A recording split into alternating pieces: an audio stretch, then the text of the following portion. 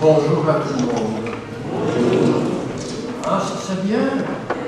Normalement, quand je dis bonjour dans une église attend. Ils disent qu'est-ce qu'il se passe. Ce pasteur dit bonjour. Alors, vous êtes très actifs, c'est bien. C'est très charmant. Pendant que les théologiens se disputent sur la Trinité et sur ceux qui vont vers le ciel ou pas, on va se prosterner devant la parole, on va ouvrir la parole et on va essayer d'étudier la parole comme il faut, avec un esprit ouvert, avec le cœur joyeux et avec l'attention d'apprendre de ce que le Seigneur nous a à dire.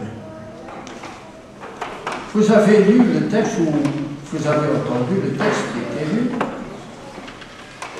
Alors, je veux vous parler sur se lever avec Christ. Souvent, quand on lit ce texte, on a l'impression que c'est un texte très difficile. Mais en fait, il n'y a pas de texte difficile. Ce sont nos esprits qui sont tourmentés. Et quand on lit avec un esprit ouvert, on va voir qu'on peut comprendre et que c'est moins difficile que ça apparaît. Est-ce que vous n'avez jamais remarqué combien nous sommes terre à terre? Notre attention est visée sur les choses qui se passent autour de nous. Naturellement, cela ne doit pas vous étonner. Nous sommes quand même des êtres terrestres. Nous vivons sur cette planète à un moment bien précis et à un endroit bien spécifique. Pour vous, pour ce moment, c'est Bruxelles, la grande capitale de l'Europe, la capitale de la Belgique. Et voilà, moi je vis à Bruges, un peu plus loin, je dois dire c'est très joli là-bas.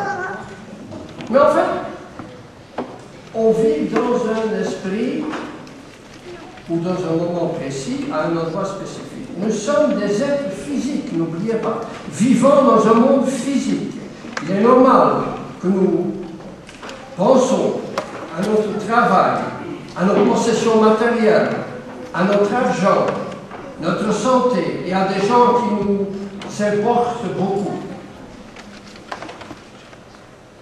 Nous vivons dans une dimension de temps et de l'espace. Et nous devons fonctionner au moyen de principes physiques. Dans un certain sens, nous pouvons devenir victimes de tout cela si nous-mêmes, comme chrétiens, ne faisons pas attention. Nous perdrons la capacité de voir à travers des choses naturelles, les choses surnaturelles. Oui, il y a des choses surnaturelles, il y a des choses qu'on peut voir, qu'un homme normal, sans beaucoup d'espérance, ne voit pas.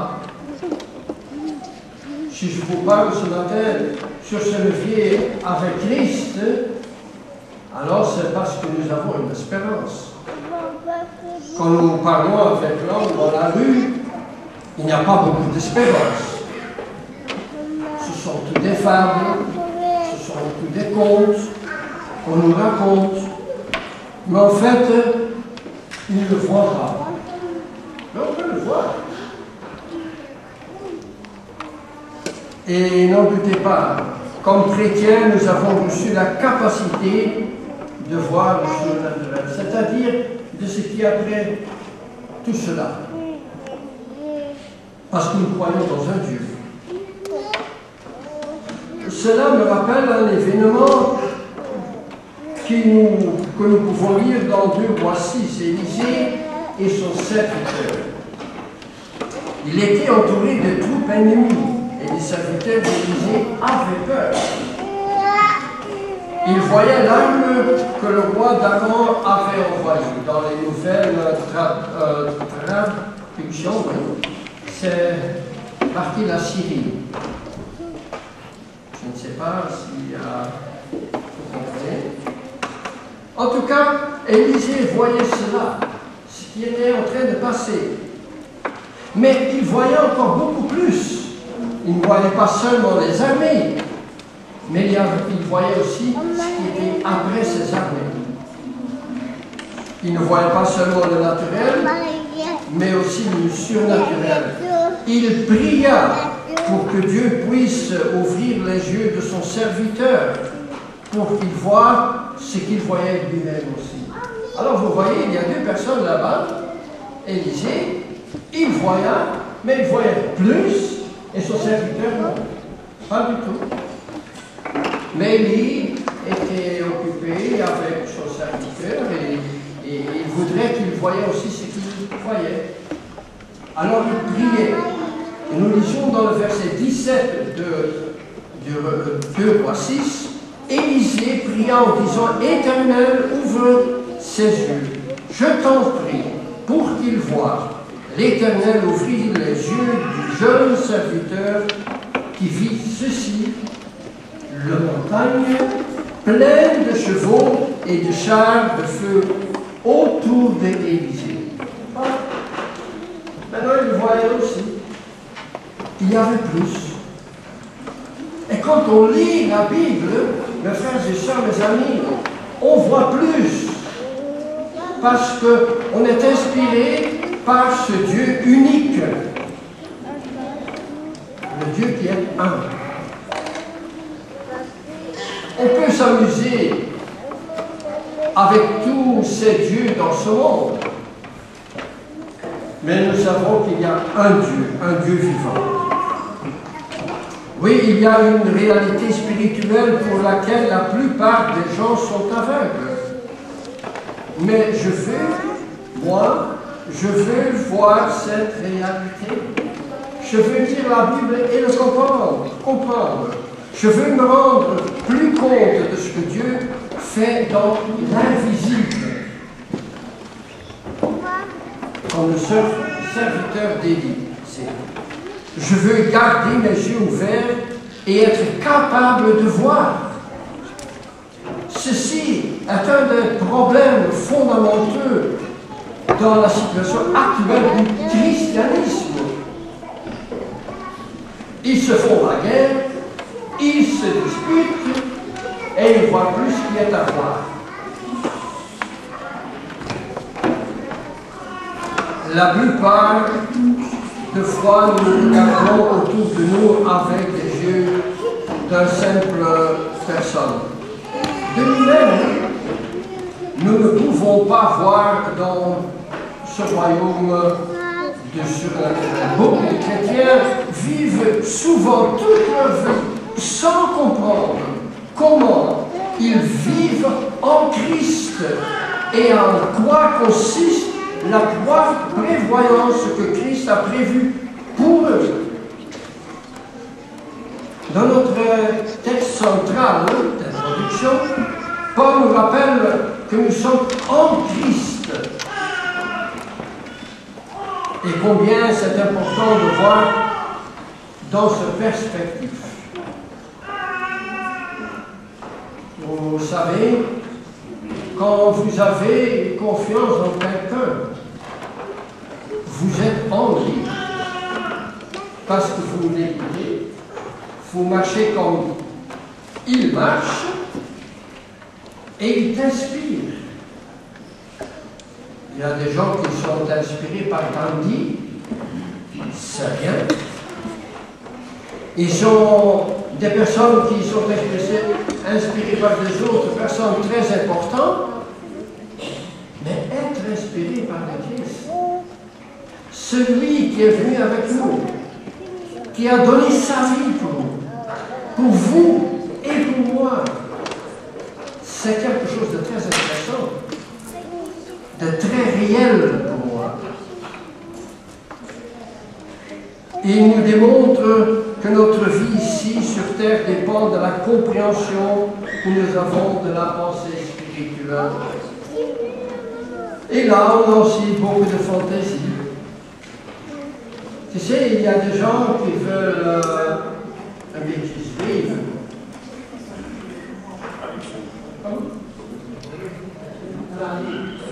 Comment? Planer, oui. Ah, ils aiment bien ça et ça, mais ça n'arrive jamais, n'est-ce pas? Ils font des rêves.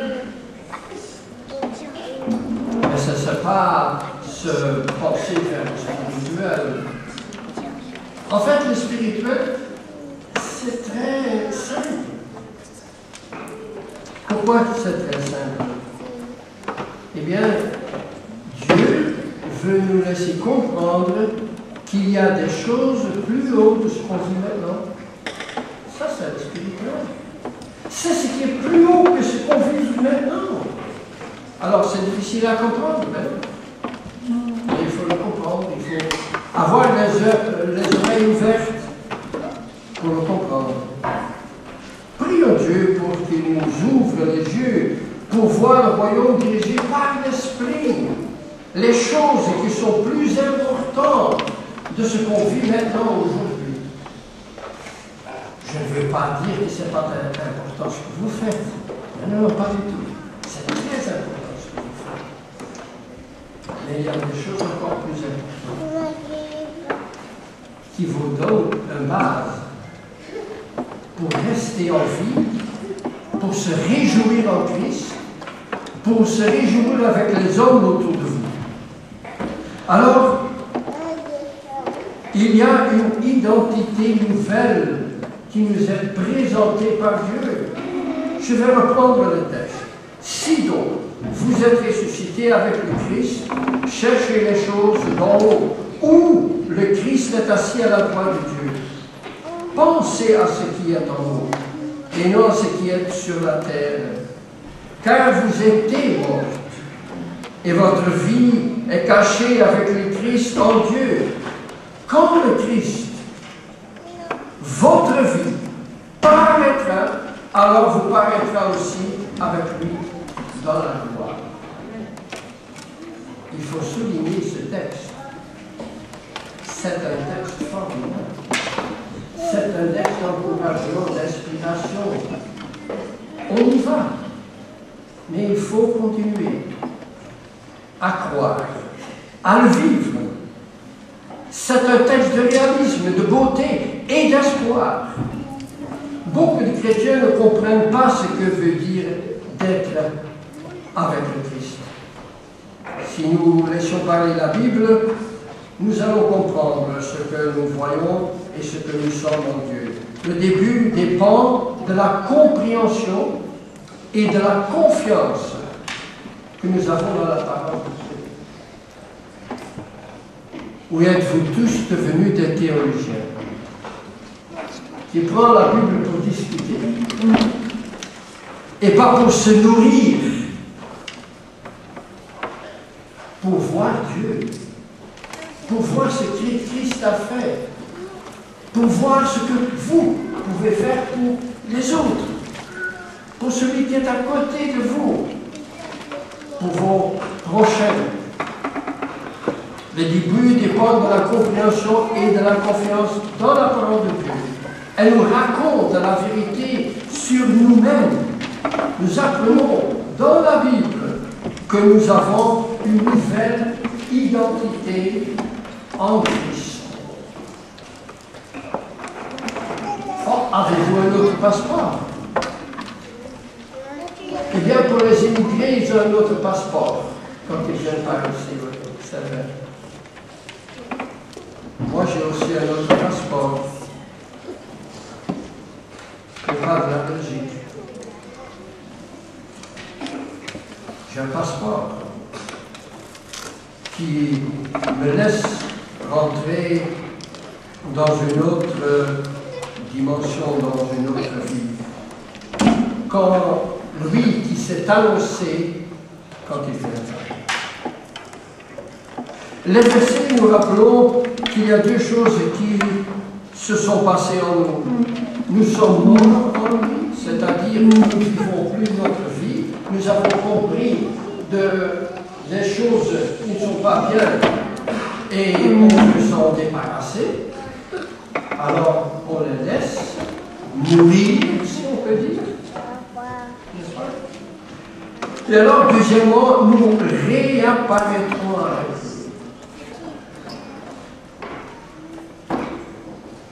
Il ne fait pas longtemps. On s'est moqué un peu de moi.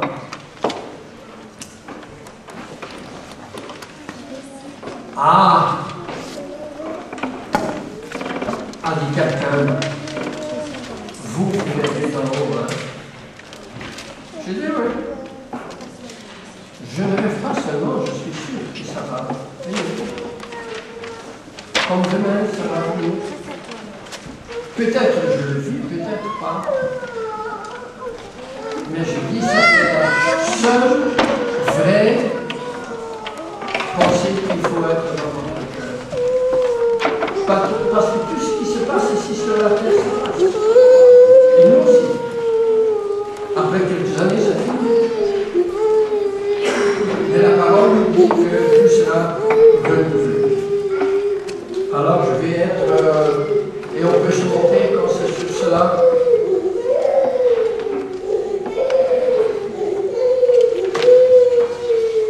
Oh, quelle bonne chère. Ça peut être à cause de moi, je ne sais pas. Mais quand Christ meurt à la croix, pour nos péchés, nous mourons spirituels avec lui. Nous mourons avec le péché.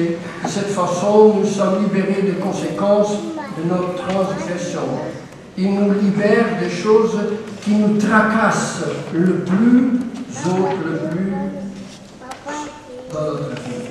Nous ressuscitons grâce et par la force spirituelle. Suite à cette résurrection, nous sommes ressuscités pour une nouvelle vie. La liberté parle d'être né de nouveau. Nous sommes nés de nouveau parce que nous sommes munitions des pensées spirituelles, ça veut dire plus haut, pas de cette ère, non plus avec nos anciennes pensées. C'est la même chose à Bruxelles que dans les Flandres et en Wallonie. De même, il faut voter. C'est la même chose? Oui, parce qu'on ne sait pas tellement de choses en Belgique, on sait plus.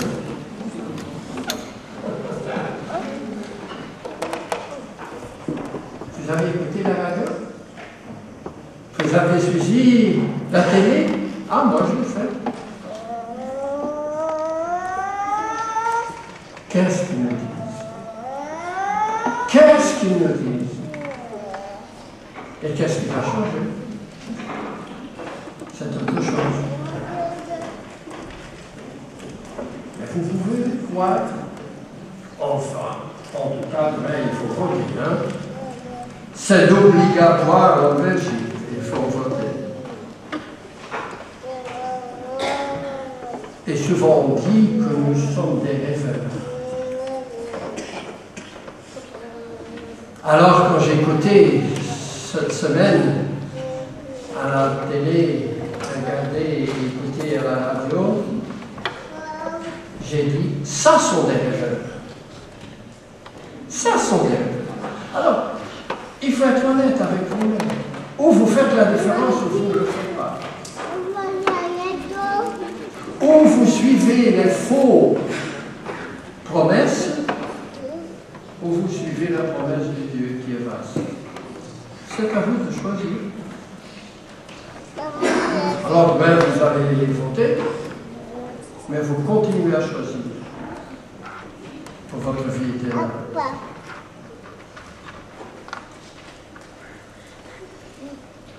Oui, nous sommes devenus une nouvelle créature. Par Christ, nous sommes menés à avoir d'autres pensées, mes frères et sœurs. Notre vie sera différente, avec d'autres désirs et d'autres aspirations. L'important est que nous soyons réunis avec le Christ. Ça, c'est important. Maintenant, il est notre vie. Nous sommes des personnes avec des pensées qui viennent d'en haut. Quand nous marchons, parlons, vivons avec le Christ comme il a fait avec son Père, quantité de choses sont mises à notre disposition. C'est facile de dire, je le sais. C'est pour ça que je suis devenu prédicateur. Mais j'essaie de les vivre. Parce qu'autrement, je rate beaucoup de choses. Si je prends seulement la parole à la légère, je crois dans la parole de Dieu. Naturellement, je sais c'est plus difficile de le voir retrouver les choses.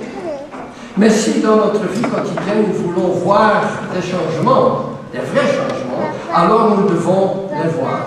Quand je vois cette nouvelle réalité, je changerai en rapport avec mes sentiments dans ma vie ici-bas. Je me vois comme un collaborateur avec Christ et cela influence aussi mon comportement. Cela fera aussi une différence sur le regard que j'ai sur moi-même et l'image que je me fais de moi-même. C'est parce que Paul nous rappelle qu'en Christ, nous avons une nouvelle identité et que nous ne devons jamais nous sentir seuls. Quand vous êtes avec le Christ, il sera toujours avec vous, même dans les moments difficiles. Et je vois ici, parmi nos frères et sœurs, il y a certainement des personnes qui passent maintenant au travers des moments difficiles. Nous tous.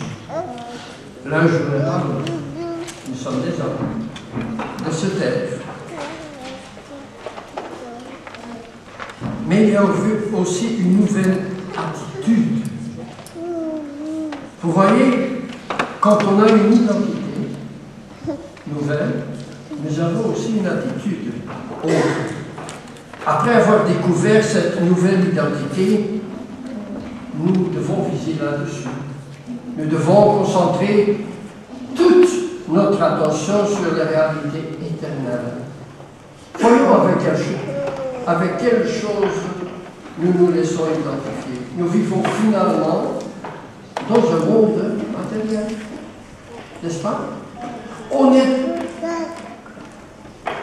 On est visible chaque jour, centaines de fois, par des choses qu'on n'a pas besoin. C'est la réalité. Et alors c'est bien de pouvoir choisir pour les bonnes choses.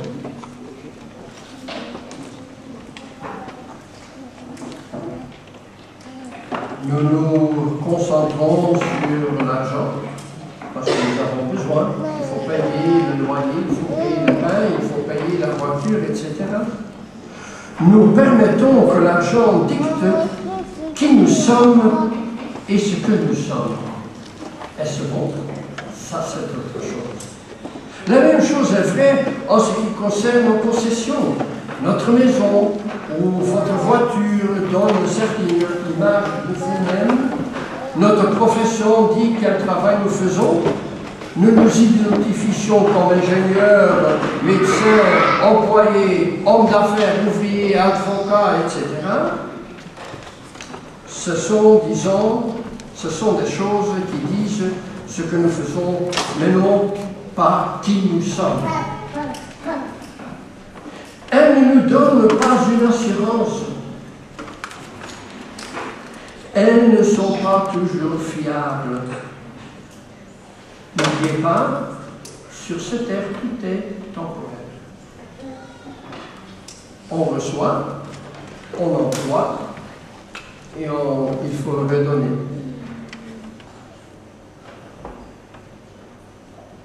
J'ai connu un homme, un certain jour, il a investi 1 million d'euros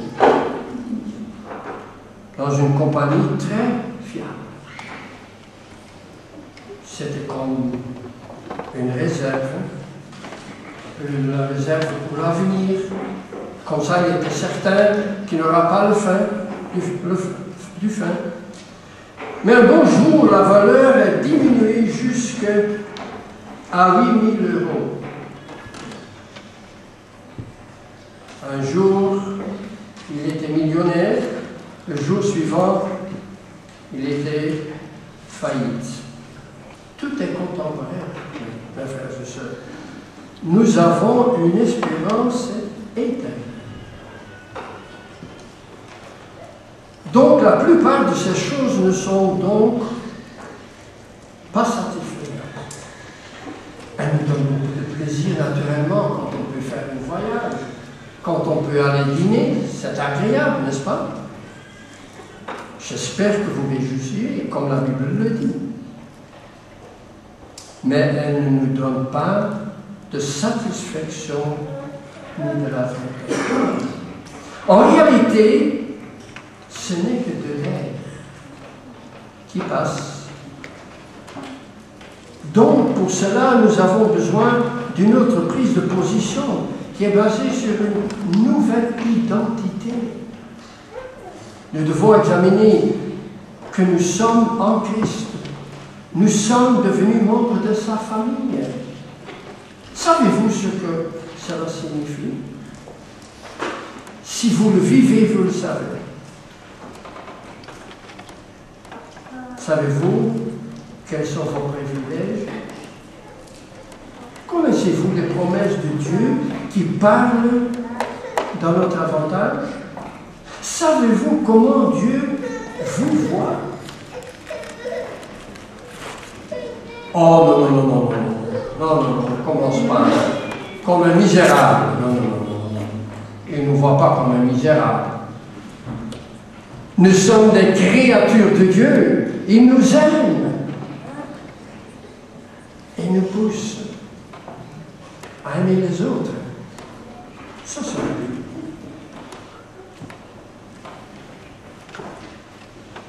Non, on est méchant, mais pas toujours, quand même.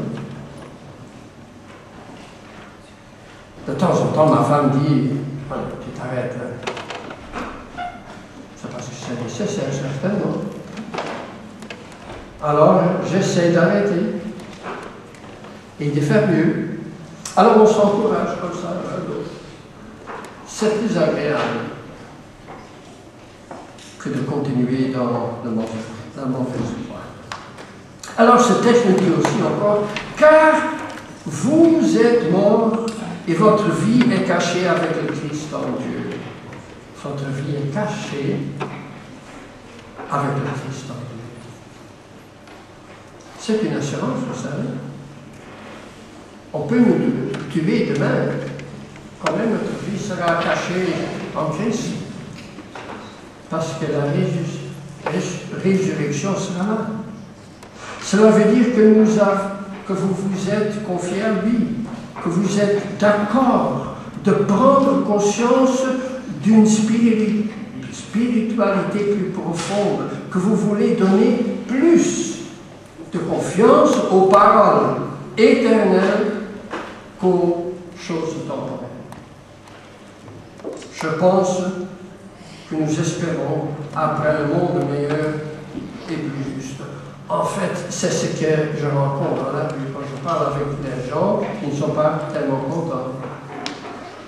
Et je ne parle pas sur le politique, en général. Ils ne sont pas très contents. Ce n'est pas une vie commune. On nous pousse à faire des choses qu'on ne veut pas faire. Alors je dis toujours, pourquoi vous le faites? Oui, mais tout le monde le fait. Non, je dis, moi, je ne sais pas de le faire. Alors qu'il y a un compagnon, moi, ne le faites pas. Alors, tu seras libre.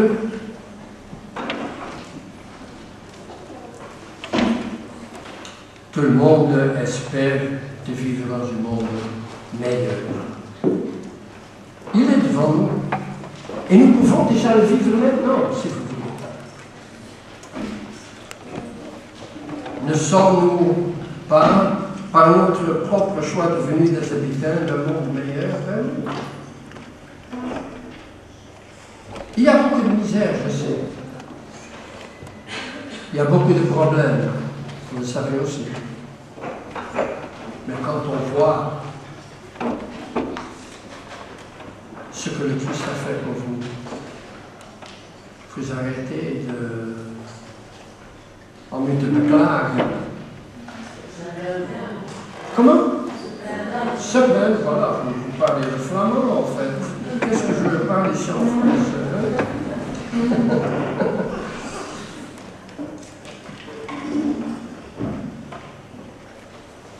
Si nous nous voyons unis par Christ, nous ne pouvons pas nous en détacher. Il est notre motivation, notre vie, il est notre inspiration. Pour ces raisons, il est recommandé de rechercher le Christ. Ce n'est pas une question d'appartenir à une religion, mes frères et sœurs, mais de croire en Christ, notre libérateur. Ça, c'est la vraie religion. Paul dit aussi chercher les choses d'en haut. Ce n'est pas si difficile. Pensez à ce qui est en haut et non à ce qui est sur la terre. Notre mission est de chercher Christ avec toute notre pensée et toute notre âme. Nous devons le faire constamment, pas seulement sur le sabbat ou dans des cas spéciaux. Quelles sont ces choses d'en haut que nous devons chercher? Eh bien, ce sont la bénédiction de Christ. Alors, je vais reprendre un texte qui est très connu. Très connu, Galates 5, 22. Vous le savez déjà, sur quoi? Les fruits. Les fruits. Mais le fruit de l'esprit est, vous voyez, esprit, c'est pas voler avec la tête en l'air. Amour. Qui ne parle pas l'amour? Qui ne veut pas l'amour?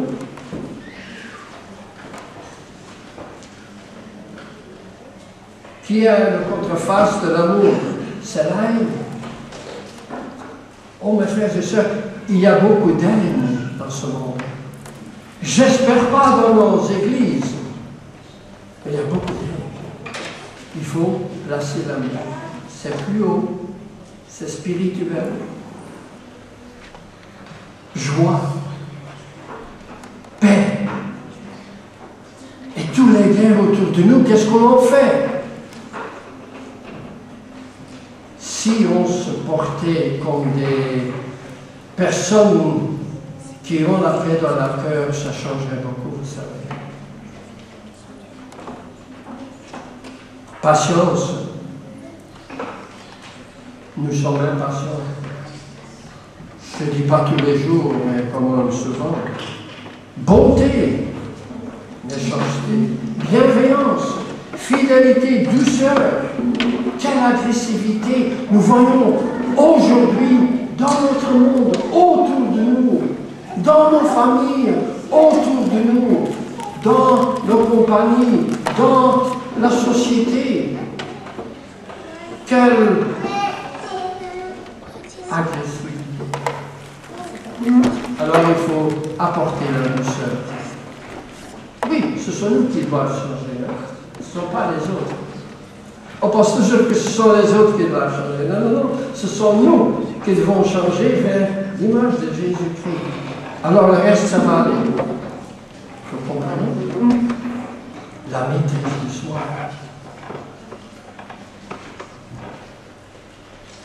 En irlandais, il existe l'expression suivante. Dites-moi qui tu fréquentes et je te dirai qui tu es. C'est la même chose en français? Alors, c'est du bon français. Quand vous avez une communion avec Christ et vous vous laissez inspirer par sa manière de vivre et d'agir, alors vous êtes sur la bonne route pour faire la volonté du Père et aussi pour en recevoir la bénédiction. Christ est notre vie, frères et sœurs. Est-ce que votre cas? Oui? Alors, vous apparaîtrez avec lui dans sa gloire. Amen.